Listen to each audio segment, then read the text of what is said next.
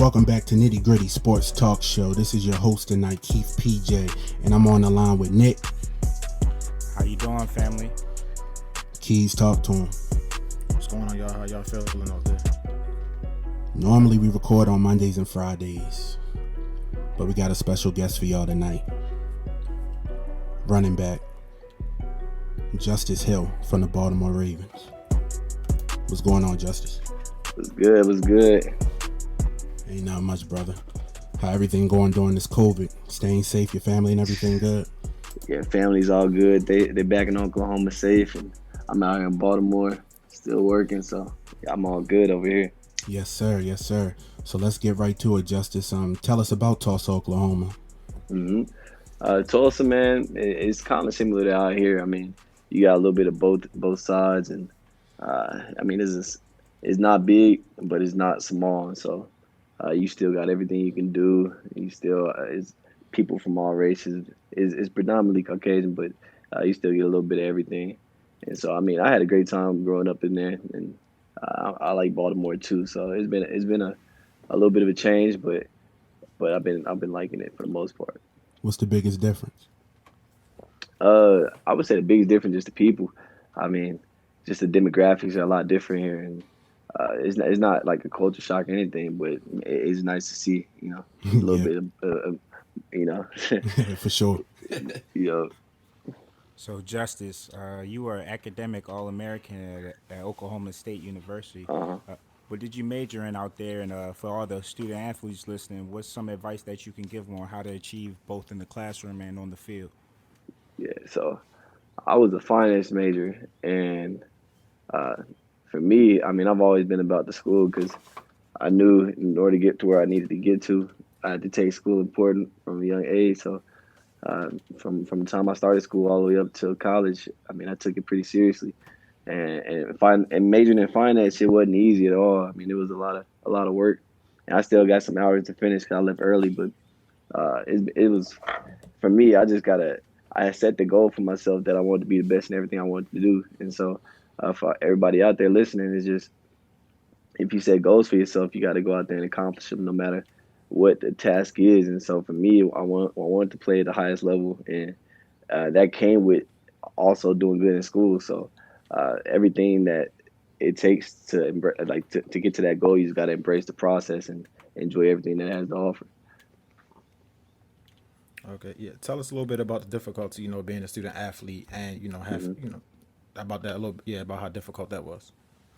Yeah, it wasn't difficult just because I had prepared for it. Growing up, you play in every sport, you got school all day, and so it's kind of the same thing, but you just live there. And so you'll wake up early in the morning, work out, you try to get some food in, go to class until about noon, and go right to meetings at 12:30, 1 o'clock, and then you got practice and then academic center. So it's a full day from like 6 in the morning to about 7, 8, 9 at night sometimes. And so, I mean, the first couple weeks or months is kind of difficult, but just like anything, you kind of get used to it. And so by the time, freshman year went by, sophomore year, I mean, it was kind of just a norm. It was just a way of life. And so it wasn't too difficult for me, but it's definitely something not everybody can do because it takes a lot of focus, a lot of dedication, a lot of late nights, and a lot of early mornings. And I mean, some people just not built and cut out for that.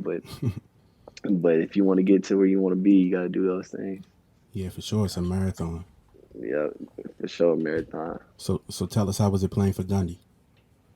For Gundy, I mean, I had a good experience at Oklahoma State. I mean, my class that I came in with and the guys that were above me and the guys that came in after me, I mean, I couldn't really ask for a better group. I mean, we didn't accomplish everything that we wanted to while we were there. I mean, we wanted to get I wanted to get a Big 12 championship and even go on the national stage, but it fell short. I mean, we were really close, but fell short. But I had a great time just being able to just go into a program, learn everything about it, and embrace the culture and play for each other. So playing at Oklahoma State, I had a great time.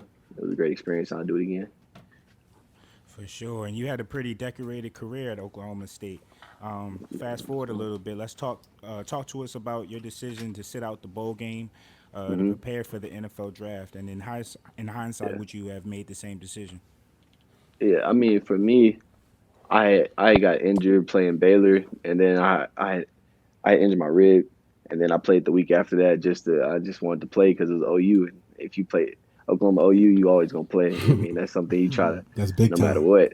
Yeah, I mean, it's one of them national stages, and OU, I just got a massive hate for them because I always been an Oklahoma State fan. So uh, I went into that one. I was still kind of banged up, and then it just got worse because it was something that's, I mean, it's kind of inevitable playing running back. You're gonna get your ribs hit every play, Yeah. and so it took a long time for that to heal up. And by the time they got right, it was basically right when the bowl game was. So I just wasn't able to just heal up for that. And then I didn't want to go out there and re-injure that, and then not be like delayed another month for combine and all that stuff. So my decision really was just because of my health at the moment. But I mean, if I was completely healthy, I would have played in it because the last time to be able to play out there with my boys. So For sure. uh, yeah, but by hindsight, yeah, looking back on it, man, I wish I would have been able to. But yeah, for me, it just was the best decision to not.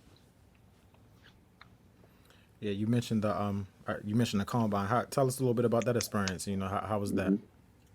Oh man, it was like the best worst week of my life, and so it was just it was constant constant movement. I probably got about 3 or 4 hours sleep every night. Was going to finishing meetings and eating and stuff at 1 o'clock in the morning, waking up at 5, doing meetings all day, and then by the time you got to the field stuff, it was. I mean, you were just drained. I was just drained, but I mean, that's what I came there for was the field events, and so I just wanted to go out there and put my best foot forward because I knew I could do well in every single thing I did out there. I did the 40 in the time I wanted to. I mean, I wanted to get a little faster in my Four head. I point wanted to do a four. 4.3. Yeah, 4.4. I wanted to get a little 4.3, but my vert broad, right where I wanted to be. But 40 inch. yeah, and I didn't get to do any of the agility stuff because I tweaked my hammy during the 40, and I didn't get to do the field stuff. And that's one thing I really wanted to show because in college, I didn't get the opportunity for our offense to catch that many passes and do things like that the combine shows. Mm. And so I wanted to do that just to show everybody because that was like a big question. They was like, why you only have a certain amount of receptions? I'm like, hey, that's just the way our offense is set up. Yeah. And so Do you that's think that definitely a set you back skill a that little bit? I didn't mean to cut you off. Sorry. uh, I was about to. oh no, I didn't. It didn't set me back at all. It just actually I feel like it's just another thing that helps me grow because you seem like a small package, and I mean it hadn't been a bad package, but it's so much more that people haven't seen that we're working on that I'm working on showing. So next year is gonna be a big year just to go out there and show those things. So it's gonna be fun. Hey, Justice. So you said you felt drained, but these numbers Mm. don't look like you were drained. Oh yeah, I mean, a four hey, four 40, a 40 inch yeah, vert jump, and a 30 inch, 130 inch. I'm sorry, broad jump. mm-hmm, Top amongst yeah, all running backs. That's yeah. that's impressive, brother. Appreciate that, man. It was a process. I ain't gonna lie. I mean, training. I was going hard every single day trying to get to the numbers I wanted to. And man, when I get out there, I mean, it's the last day of the week, and this is the part that's televised. Everybody, all eyes on you. So, hey, no matter what, I mean, I could have had zero energy, been on exact empty, no Showtime. gas left in the tank. I was gonna put the best foot forward still. So, uh, yeah, man, I'm glad I was able to come out with those numbers because they helped me a lot going forward. Yes, sir. For sure, and you had an amazing combine, like Keith alluded to. You were tops in a lot of the metrics for running backs, and we know you, just as far as your draft profile and what you showed to us last season in your rookie year, that you can catch the ball and be a three-down back. So let me ask you this: what role do you see for yourself in the Ravens' offense this year, and do Oh you yeah. feel like you can be utilized more? Oh yeah. I mean, I feel like I can do anything. I mean, if I go, I've been working on a lot of things, receiving in this off season, working on routes and footwork and all that stuff. And so I feel like I can do almost anything offensively besides throw the ball. I can't throw for nothing. So whatever Giro dial up for me, whatever that Coach Hards want me to do, even if it's seeing on special teams, I mean, I'm always down for it because I mean, at the end of the day, I just want to win. And I mean, we won a lot of games last year, and I just want to be able to contribute and do anything that I can do to help us get to the ultimate goal, which is that Super Bowl. Yeah. So talking about this Super Bowl justice, ultimately that is the goal. So what's one goal you have set for yourself going into this season? An individual Mm-hmm. goal. I mean, I haven't really sat down and just uh, got any goal like specifics yet, just because it hadn't been. Yeah, I usually do that close to the season, but uh, just as a whole, I obviously just want to be a better teammate, better player, better running back. I mean, every single aspect of the game, I always can improve on because you never stop growing. I mean, I want to run better. I mean, do more things, catching, and contribute more on special teams too. So Yes, I sir. just want to be able to do anything that we can do to win, and that's the ultimate goal for me is just winning. So the other thing is, I mean, I'm not too worried about right now, but I'll figure those out later. Gotcha. How would you grade your rookie year, Justin? If you could get a grade on a scale of 1 to 10, what would you give yourself, and what's Okay. one positive thing that came from it? Um, I mean, I give it a solid 7 or 8. I mean, just because some of the things I did do. I mean, I was proud of just because I was able to get out there and do anything. I mean, just being on the field was a 10 rating as in its own. Just being able to get the opportunity. So I definitely had a good experience um, overall because not too many people get the opportunity to just go out there and do anything, and even be on special teams. So my rookie year definitely was a learning year for me. Just being able to sit back and watch and learn because you always got to learn and grow. And that was like really the first time I was able to sit back, not in the starting position, and just see how other guys work and see how uh, things they do affect the way they play. And that's both on the field and off the field things. And so, really, it was just a big observation year, big observing, a lot of analysis of my game and others. And so, yeah, it was a big year for me. I really appreciate the experience. For sure. And I will say, for someone who didn't get log a start last year, you had a pretty productive rookie year with 295 all purpose yards and 2 touchdowns and limited playing Mm-hmm. time. Um, Mm-hmm. Let me ask you this, though. So, with the 55th overall pick, we draft Mm-hmm. J.K. Dobbins out of Ohio State, Mm-hmm. which basically created a four-man running back room. And obviously, the good news is that we run the ball at a prolific rate. Mm-hmm. Tell us your thoughts about the pick and how you foresee the Ravens' offense, especially running Oh the yeah, ball going forward. oh yeah. J.K. is cold. I mean, going into the draft, I really thought he was a first rounder. Like I thought he would have been the first back taken. Everyone did. And yeah, I mean, so him being available there at 55, I mean, that's great for our team and our organization because you never can have too much firepower. I mean, it's like we building the ultimate team on Madden kind of. It's just like we just getting stacked up in every way possible. I mean, the draft was crazy. Got all kind of players that's going to come in and instantly, make impact. And so it's going to be really exciting because we got so much firepower in every position. The whole defense is getting stacked. We got P Queen. We got, we got a lot of players. I mean, it's gonna be Yeah, exciting to see Duvernay. because, yeah, Duvernay. I mean, I've seen him all. I mean, in the Big 12, we played Texas all the time, so I know what he can do. Yeah. He a baller. And then same with Pro Size. I mean, I always watch the SMU games too, and he consistent. He's gonna catch everything. So it's really gonna be exciting to see how we get all this stuff put together. Whenever we can get back together. I mean, we were supposed to be at OTAs right now, so uh, when the training camp time, hopefully we'll be able to get back all together and get back right, ready for the season. For sure, Justice. So you've had 1 year with the Ravens. Tell us what it means to you to play like a Raven. Playing like a Raven, man, it's something you see from the outside, and then when you're in the inside side, is the exact same thing. Growing up, you see all the Ray Lewis highlights, Jamal Lewis. You see all those. They just hard nosed, tough, physical teams that's gonna lay it all out there for the team to win. And I experienced that firsthand this year. It was like a magical season for me. It's just something I never really experienced before. It's just the passion that everybody has and plays with is unmatched because you can see it every week with any team you play. Yeah. Nobody really has that fire that we have when we out there playing. We not everybody out there having fun.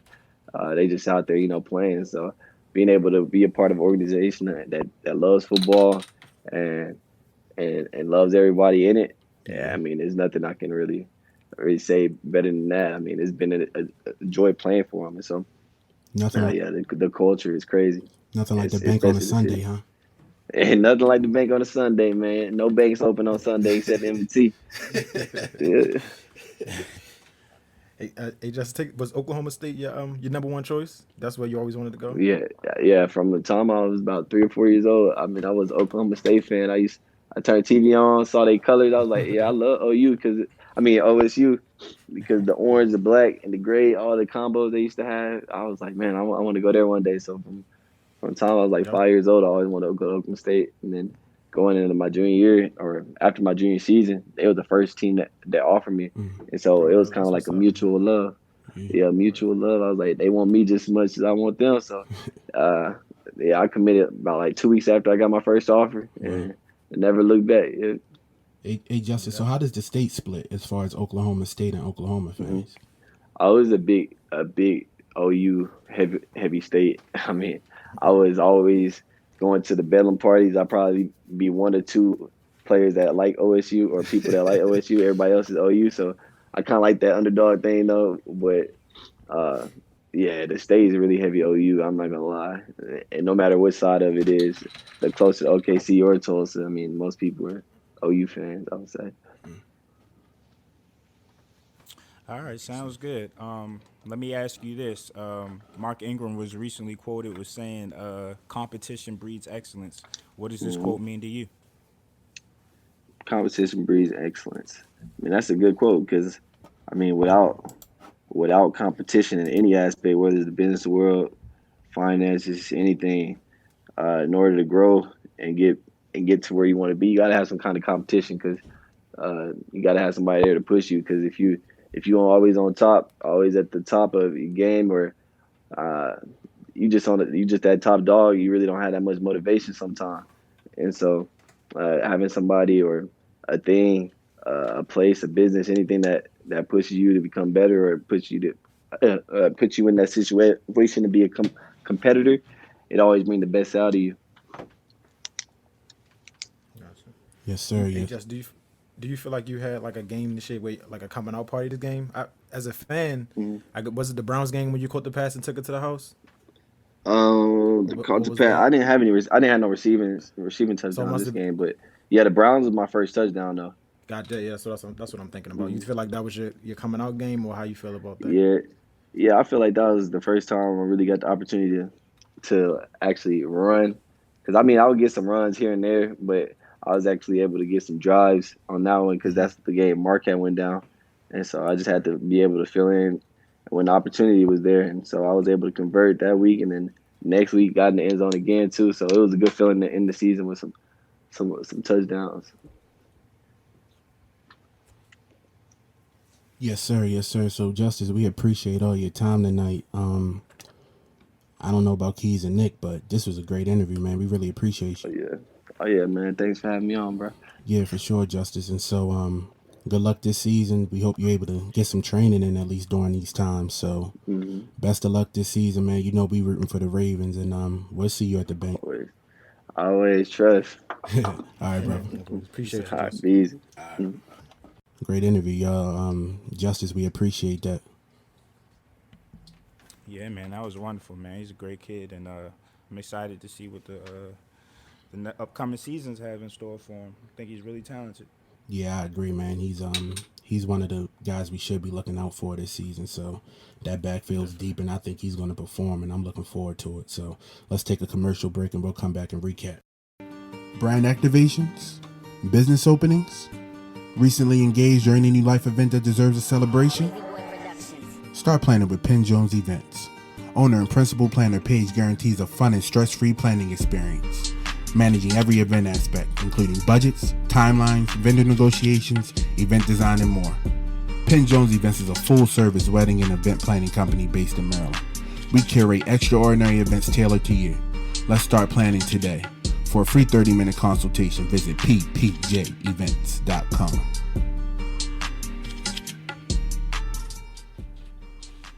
We're back with Nitty Gritty Sports Talk Show. That was tough, y'all. Yeah, I'm excited to see how that running back room shakes out because They all deserve time as far as talent is concerned. Just be interesting to see how the offense uses each and every one of them. Yeah, and they can be utilized in so many different ways, man. I mean, you thought we set a historic record last year. My goodness. I don't know. Yeah, it was definitely a good interview. I just like the fact that it's like all of them being candid. You can tell like they really care about their craft, because they really into their craft, and they just want to be the best football players they could be. And you can tell they from him and Jay, they love Baltimore. Yeah, for sure, and we love them too. So this Definitely. is Nitty Gritty Sports Talk Show. We'll see y'all tomorrow. As we have Devin Sweetney on, professional basketball player. Yes, sir.